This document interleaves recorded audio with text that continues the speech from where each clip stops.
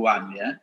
Ada kemungkinan dua mekanisme reaksi yang terjadi pada kompleks segi empat datar atau square planar ya.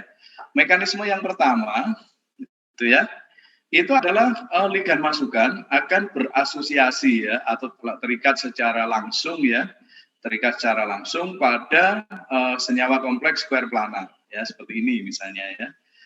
Ini jadi dari sini itu yang jelas ligan masukan itu pasti akan masuk pada daerah vertikal ini ya, pada daerah vertikal. Kenapa ligan akan masuk ke sini? Karena kemarin ya, di sini adalah densitas elektronnya yang paling kecil ya, bisa dari atas atau dari bawah ya, sehingga bisa kita pahami kenapa tadi mekanisme reaksinya akan stereospesifik ya. Jadi kalau reaktannya ini seperti ini, misalnya reaktannya adalah trans, nanti akan kita dapatkan produknya adalah trans juga ya, trans juga.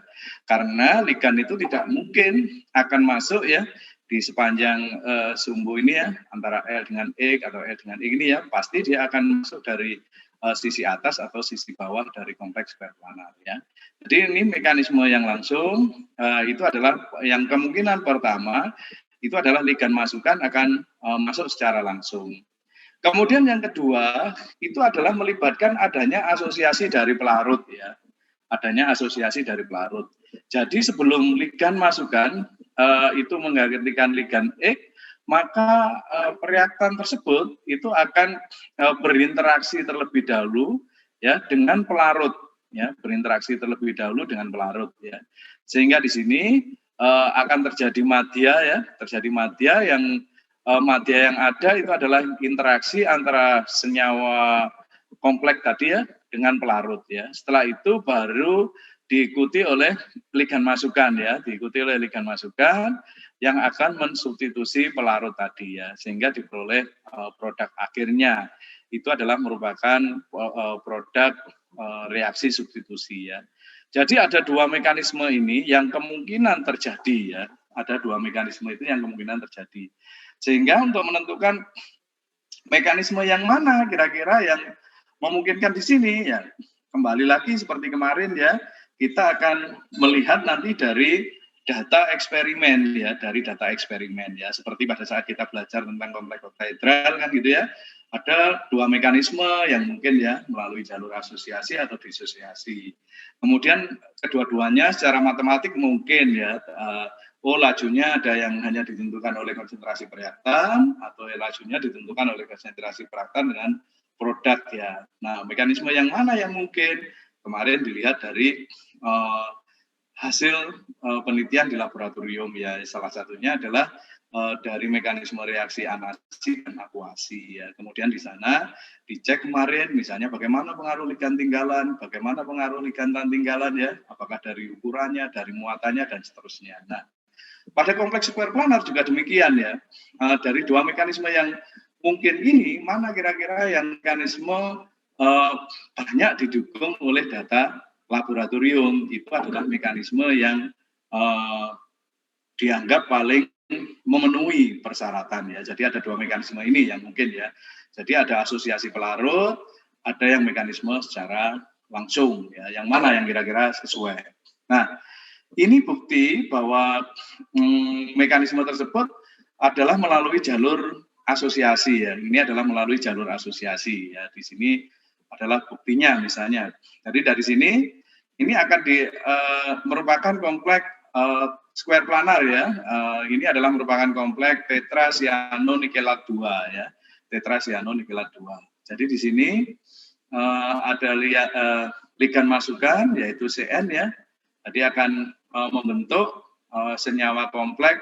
Ini adalah madyanya ya, cirinya tadi mekanisme reaksi asosiasi ya. Berarti di situ akan didapatkan madya dengan ciri terjadi peningkatan bilangan koordinasi. Kalau semula bilangan koordinasinya adalah 4, membentuk madya, ini bilangan koordinasinya menjadi 5 ya. Dari sini karena yang terikat adalah ligan anion, maka kita bisa melihat terjadinya penurunan bilangan oksidasinya, bukan penurunan bilangan oksidasi, tapi penurunan muatan ya dari senyawa kompleks yang semula adalah 2 min menjadi 3 min ya, penurunan dari muatan ya dari senyawa kompleks. Jadi ini karena bukan reaksi redok ya, atom pusatnya tetap yaitu sebagai Ni2 ya, sebagai Ni2. Jadi yang di sini yang meningkat adalah muatan ya. Nah, keberadaan madya dengan bilangan koordinasi 5 itu ya, salah satunya adalah bisa kita deteksi ya. Jadi di sini kita tambahkan dengan garam atau senyawa kompleks kation ya. Jadi dibentuk senyawaan kompleks garam kation ya, atau garam kompleks ya, atau kompleks rangkap ya. Ini adalah garam kompleks ini bisa kita isolasi ya. Ini bisa kita isolasi. Jadi hal ini sama dengan yang kemarin adik-adik ya, yang pada saat kita membicarakan tentang mekanisme reaksi pada senyawa kompleks melalui jalur asosiasi dan disosiasi untuk kompleks oktahedral ya. Jadi di sana perubahan muatan itu salah satunya bisa kita isolasi ya. Jadi bilangan koordinasinya bertambah, bilangan koordinasinya menurun. Itu salah satunya adalah ini ya, salah satunya bisa dibentuk kompleks anion yang ini kita bentuk dalam garam rangkap ya. Jadi di sini garam ini bisa kita isolasi. Bahwa ini benar pada mekanisme jalur asosiasi atau untuk kompleks square planar itu adalah melalui mekanisme asosiasi ya. Jadi ini benar karena kita bisa mengisolasi madya tersebut. Kemudian yang kedua ini ya, buktinya ada jalur asosiasi. Ini adalah kelajuan reaksi tran ya dari senyawa diklorobispiridin platina 2 ini ya, platina 2. Ini dalam metanol ini adalah kita dapatkan kelajuannya adalah sesuai dengan konsentrasi dari nukleofilik ya. Tadi untuk SN2 salah satu cirinya itu adalah laju reaksi dipengaruhi oleh nukleofilik ya. Ini nukleofiliknya adalah bervariasi ya pada mekanisme reaksi substitusi di sini ya, mulai dari NO2 min, Na3 min ya, H2OH, kemudian Br min ya, dari senyawaan merkapto ya, iodo, tiosianato ya. Jadi fungsi kemiringan dari grafik tersebut itu adalah menunjukkan bahwa laju masing-masing substitusi dari berbagai ligan masukan ini ya, berbagai jenis ligan masukan itu mempunyai kelajuan yang berbeda ya, mempunyai kelajuan yang berbeda. Semakin besar sudut kemiringan dari kurva ini ya, semakin besar sudut kemiringannya, lajunya itu semakin cepat ya, lajunya itu semakin cepat. Ya, jadi SCN ini adalah lajunya yang paling cepat. Jadi ini bisa membuktikan pada kita bahwa mekanisme reaksi tersebut itu adalah dipengaruhi oleh nukleofil ya, sifat dari nukleofilnya yang atau sifat dari gugus masukan. Ini yang pertama yang bisa kita lihat dari kurva ini ya. Jadi yang pertama itu kelajuan itu dipengaruhi oleh sifat dari ligan masukan. Kemudian yang kedua, kita bisa melihat ya, bahwa kalau sebenarnya di sini misalnya menggunakan berbagai pelarut ya, ini kita perhatikan bahwa di sini tadi ada asosiasi dengan pelarut ya.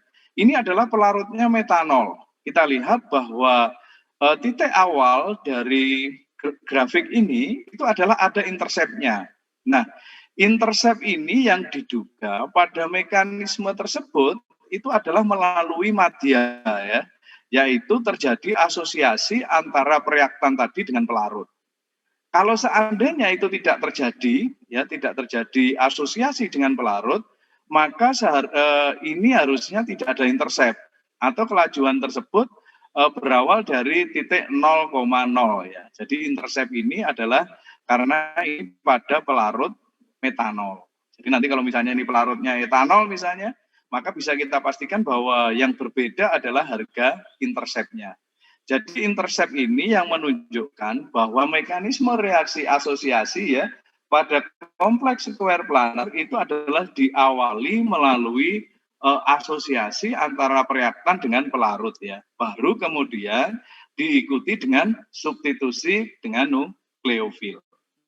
Bisa dipahami adik-adik sampai di sini?